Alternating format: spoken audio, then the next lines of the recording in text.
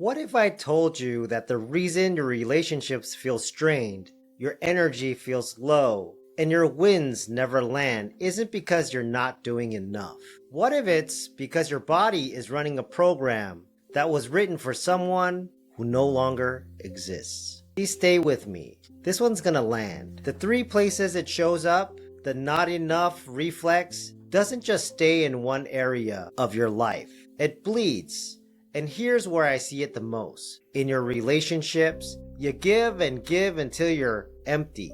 And then you resent the people you are giving it to. Not because they took too much, because your 5-second reflex never learned to protect your own tank. In your body, a chronic grade tension. The jaws, you clench. The shoulders never drop. The 3 a.m. wake up where your mind starts running the list. That's not stress. That's a nervous system that doesn't know how to file enough in your identity. You become what you do and what you can't do. Injury, burnout, job loss, empty nest. You don't know who you are. The doing was the whole identity.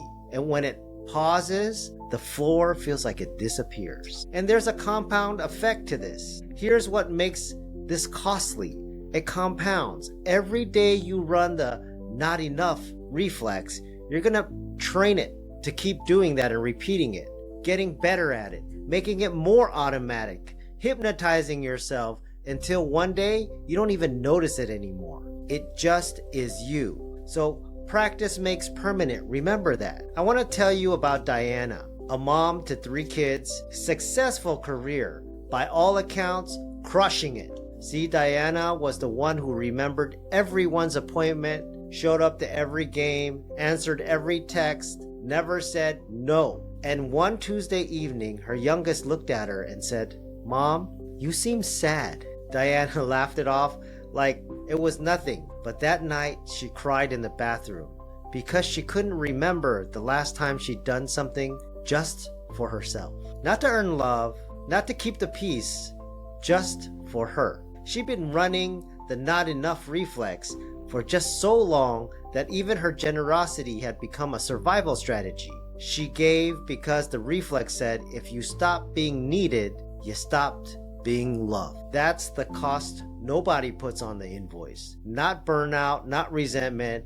The cost is you disappearing slowly. Inside a life that looks full from the outside. Diana didn't need more. She needed to stop running the program that told her she had to keep earning her right to exist in her own life. See, here's a simple tool. 60 seconds every morning, and I call it full person check-in. See, 3 questions that are body-based, and there's no journaling required, okay? Question 1, physical. Am I resourced right now? Meaning, have I slept enough, eaten, watered? If no, that's the first thing. Not the email, not the kids' lunch, you first. Then question 2, emotional. Am I present? Am I running on fumes from yesterday? Just notice. There's no fixing required. It's just for you to be aware. And question number 3, your identity. Who am I being today? And does that person have enough to give? Think about that. Who am I being today? And does that person have enough to give? If the answer is no, you don't need to do more. You need to be more intentional about restoring before you give. Then close it with a declaration, 1 sentence, who you're choosing to be today. Say it out loud, hand on your chest. Today I am someone who gives from fullness. Today I choose to receive before I give. Today I am enough. And I act like it. 7 days of this and your reflex starts to shift. Not because you motivated yourself into it, because you trained yourself into it.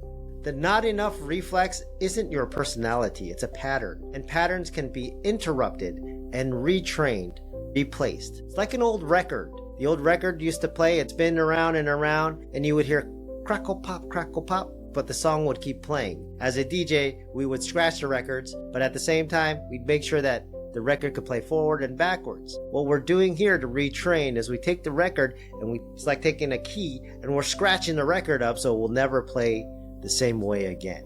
Then we'll press a new song onto it. But you have to catch it first. and then you have to practice the new one deliberately in your body with repetition. That's exactly what we do in the 7-minute reset every Saturday. 7 minutes live in the body together, because 7 minutes of real practice beats 7 hours of knowing better.